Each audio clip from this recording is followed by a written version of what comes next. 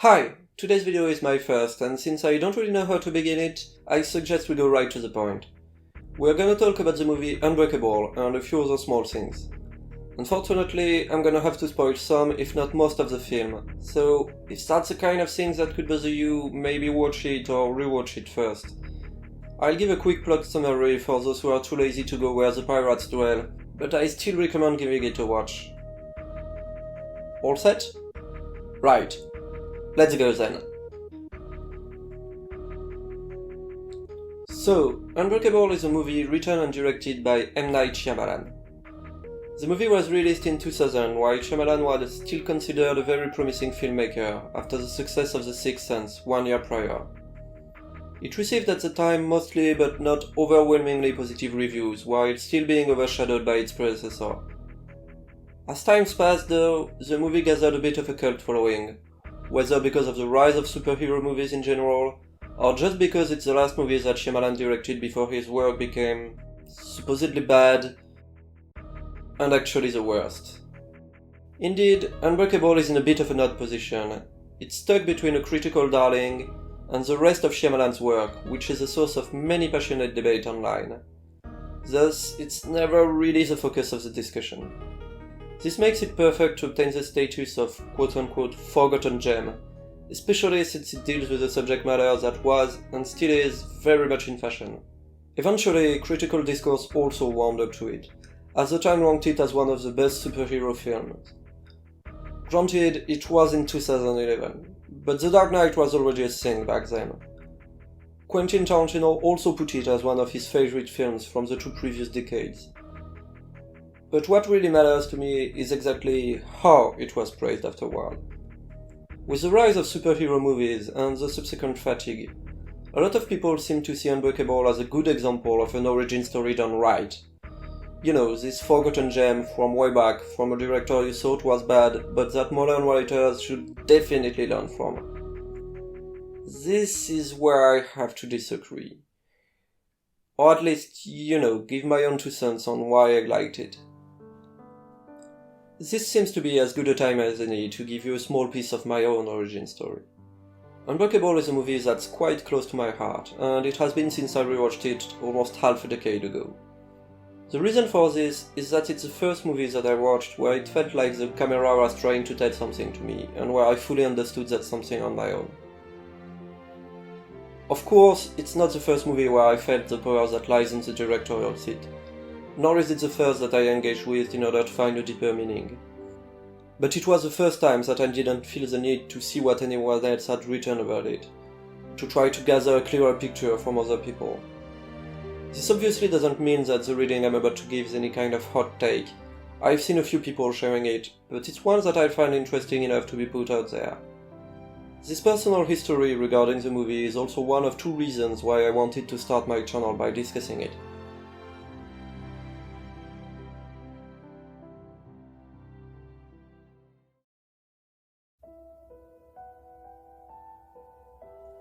The story follows David Dunn, who works as a security guard at a football stadium. As his marriage is slowly dying, he goes to another city in order to find a new job. On his way back though, his train derails, killing everyone else on it, but not even leaving him with a single scratch. As he and his family are trying to process what just happened, David gets contacted by a guy named Elijah Price, through a card that asks him if he has ever been injured or sick even a single day in his life. Elijah is... This is an art gallery, my friend. And this is a piece of art. a bit of a comic book enthusiast, to say the least. And he was born with a rare disease which renders all his bones extremely prone to fracture. Elijah basically tells David that he thinks he has some kind of superpowers, making him unbreakable, and thus destined to accomplish great things. David is very skeptical at first, because he remembers getting injured in a car crash in his late teens, and later also nearly drowning when he was a kid. But also mostly because that theory obviously seems kind of dumb. Despite that, Elijah continues to try to make a superhero out of him, and goes to great lengths to do so, even resorting to stalking his family when he discovers that David has apparently a kind of second sight, allowing him to see the wrongdoings of people he touches. In the meantime, David discovers, with the help of his son, that he is way stronger than he thought he was, and Elijah's theory seems more and more believable to them. Even after those wild ideas almost pushed his son to shoot him just to prove a point, he's forced to admit to himself that he was not really injured in that car accident, and just faked it in order to quit the football team for the sake of his couple. Combined with Elijah's voicemail telling him that the swimming pool incident only proves that David has a weakness, like all good superheroes, this revelation convinces our now aspiring vigilante to finally call back his mentor. Elijah tells him that he should go to a crowded place and use his second sight in order to hunt down wrongdoers. This culminates in David rescuing a family from a psycho who locked them in their own house to do what we assume to be quite uncivil things. In the end, David's marriage seems to be back on rails, he seems rather satisfied with his newfound purpose in life, and his son is way better now, we swear. But there's still one problem though. Turns out that Elijah was in fact a bad motherfucker. He shakes David's hand, revealing that he committed multiple acts of domestic terrorism, including sabotaging the train, in order to find someone just like David. He believes he was destined to do so, his fragile body being a sign that there must be someone out there with the inverse characteristic. This makes Elijah, according to himself, the supervillain of David's story, even recalling the ominous name kids used to give him, Mr. Glass. Shaken by this revelation, David leaves and he just calls the cops. End credits. That last point is really important, and is kind of a criticism most people tend to have towards the movie. And I'm not saying that he called the cops is indeed a bit anticlimactic. At the time it was only seen as trying to recapture the success of The Sixth Sense, but the whole Shyamalan Zen twist being something of a meme at this point doesn't help either. Still, I do feel that it's quite important that it was done this way, as we're gonna see in the next part.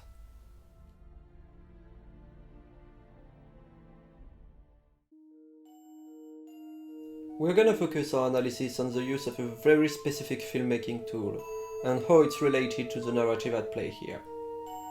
So, there is this cinematic technique which consists in creating a frame within the frame of the image.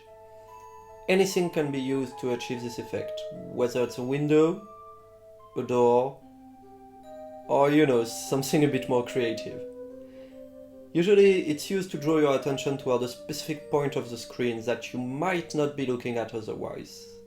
It's also a good way to visually symbolize the isolation of a character from everything outside that frame, or to show that he or she is trapped or confined in some way. While both those things are true in Unbreakable, I would argue that it goes a bit deeper than this. See, we are talking about a movie that clearly wants to comment on the nature of superhero stories.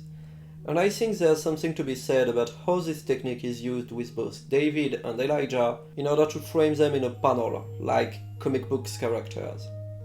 So, what can we gather from the scenes where David is framed this way? Well, I'd argue it happens whenever he starts giving credits to the whole superhero narrative.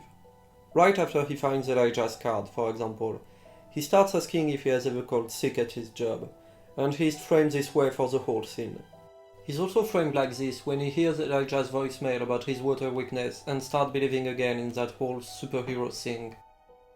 Obviously, we also see this when he calls Elijah to know what to do. David, because this part won't be like a comic book. Real life doesn't fit into little boxes that were drawn for it. Yeah, okay, that one isn't really subtle. His intervention as a vigilante also uses a lot of those framing. Elijah is also framed like this in most of his scenes, since he embodies a belief in this comic-like narrative. During his first meeting with David, he is even framed using an etched stone, which we assume is a written version of one of those historical ancestors of modern superhero stories he talks about. A lot of the time though, when it comes to him, some kind of reflecting surface like a mirror is used in order to construct the frame. We'll come back to this in a little bit. The scenes where both characters interact are the most interesting in this regard. This panel framing, as I like to call it, is used to great effect here. Elijah and David are standing in the panel, in the light, discussing David's potential superpowers. When he doubts Elijah and decides to leave, David exits the frame and goes back into the shadow, returning to his unfulfilling life and leaving the light behind him. A similar thing happens again in the very last scene. David leaves the room, entering a darker corridor. But notice that this time he emerges back in the light when the note tells us that he called the police, leaving only Elijah in the panel at the back of the screen. So, what can we gather from all of this? Well, basically, David is unhappy with his life, having abandoned his football career for a relationship that's clearly not working anymore, and having trouble connecting with the people around him. He trapped himself in the role of a husband and a father, sacrificing his dream to do so. When someone breaks that mold for him, that someone being Elijah, it's only to trap him in another one, the role of a superhero. This panel framing is the manifestation of Elijah's disturbed mind, trying to make sense of his illness by looking for someone to fill that role. David actually finds freedom when he also breaks that new role, doing what wouldn't be expected from any superhero, calling the cops on the clearly mentally disturbed mass murderer. But wait, some of you might say. It doesn't really add up. If that framing is basically here when David buys into Elijah's delusion, how come it appears in the movie before David finds Elijah's card? That's hole number one. I'm going to be extremely skeptical about all this. Well, I'd argue Elijah isn't the only one who wants to see David as a superhero. The audience does too. We came into the movie expecting to see the story of an indestructible man, and it's only challenged when, discovering Elijah's card, we understand that the movie won't be playing that story straight. The panel is actually broken in that very scene, and when we cut to the next one, David is again in a panel, but this time through a mirror, a motif often associated with Elijah being Mr. Glass, the twisted reflection of David. It's at this point that the framing of David as a superhero changes hands, from ours to Elijah's, and it's only broken at the very end, with that note that is basically a huge middle finger to anyone, audience or Elijah, who wanted to see this as a superhero story. The fact that the movie sees escaping this narrative as David's final accomplishment is actually quite consistent when you see how it decided to portray David's vigilante action. Be it the whole Grim Reaper cloak he wears during the scene, or that CCTV-like perspective used to portray both the fight and David's second sight of crime being committed. All of this is why I don't view the movie as an origin story at all, as it seems to be very critical of the whole idea of the superhero story, at least when it comes to those characters. In fact, it seems far more focused on delusions and the story we tell ourselves and the world around us, be it Elijah's delirium or David's lie about the car accident. That's actually a theme you can see popping up in most of Shyamalan's early movies, up until Lady in the Water, but I won't have the time to dig into those right now. But you do know that there are sequels, right? That's hole number two. That's a big one. Oh.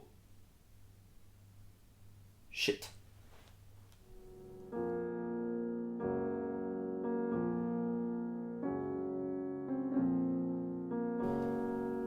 Yes, as a matter of fact, I do know that there are sequels. I could try to argue that they don't really invalidate my reading of Unbreakable, pointing out that they were probably not planned. I mean, I don't think it's a coincidence that the only Shyamalan movie to ever get sequels happens to be the one that talks about superheroes. Or I could try to find a random interview from Shyamalan saying that it was supposed to be a standalone movie, dating from the film release, or even more recent than that. But I won't do that. I could also claim the death of the author, making a long statement about an essay by Roland Barthes, which is quite famous at this point. I haven't read that essay, and I don't plan on doing so, but others have done great videos about it, and I could just tell you to go watch those. Even though you've probably already seen them if you managed to get this far into the depths of YouTube. Then I could just hand-wave the whole issue like that. But I won't do that. No, what I'm gonna do instead is use this as an excuse to give my own perspective on the matter, and give an idea of what kind of content you can expect from me going forward. See, I said in part 1 that there were 2 reasons why I chose Unbreakable as the topic of my first video, and this is the second one. I happen to think that any story is a participative one. The way you experience and interpret a story is as important as the story being told. Any critique or analysis of a story will then come with its own bias, and will, in turn, be received differently by every person hearing it. Thus, what really matters to me is to bring to the table an interesting reading of a work, a story in its own right, if you will. I'm far more interested in telling the story the way I experienced it or the way I find it the most enjoyable, than I am in trying to excavate some kind of objectively true meaning. Does that mean I'm willing to intentionally distort the truth? For example, misrepresenting a movie by omitting certain scenes?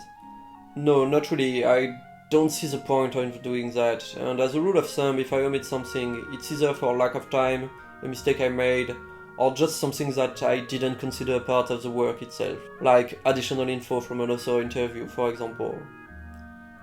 It doesn't mean that I won't include anything coming from out of the work that could be interesting either, just that I don't see it as a necessary step in reading a work. What it does mean, though, is that I don't really care for any pretense of objectivity. I'm way too smart to believe that objectivity is achievable, and way too honest to pretend approaching it. And even if the 2 previous statements were grossly exaggerated, I'm far too lazy to try to reach for objectivity anyway. If that's something that you find yourself disagreeing with, that's cool. I mean, I'm not trying to convince anyone here, but I figure that it's important to make that clear from the get-go. So, to go back to the movie, do I really think everything I said was put there intentionally? Well, I don't know. I mean, there's clearly a lot of other stuff going on. I haven't really talked about the way colors are used, for example, or David's relationship with either his wife or his kid, both of which fits that pattern of trying to put someone into a role. And I could have expanded the whole mirror, reversed, skewed perspective thing way See more. the villain's eyes? They're larger than the other characters. They insinuate a slightly skewed perspective on how they see the world. There's at least a few hours worth of videos that could be made exploring every lead the movie gives.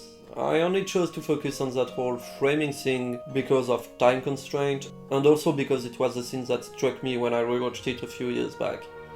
I do think that reading is at least well supported by a few scenes, and that it's kind of a cool way to look at the story being told. In the end, there's no way to know for sure whether it was intentional or not.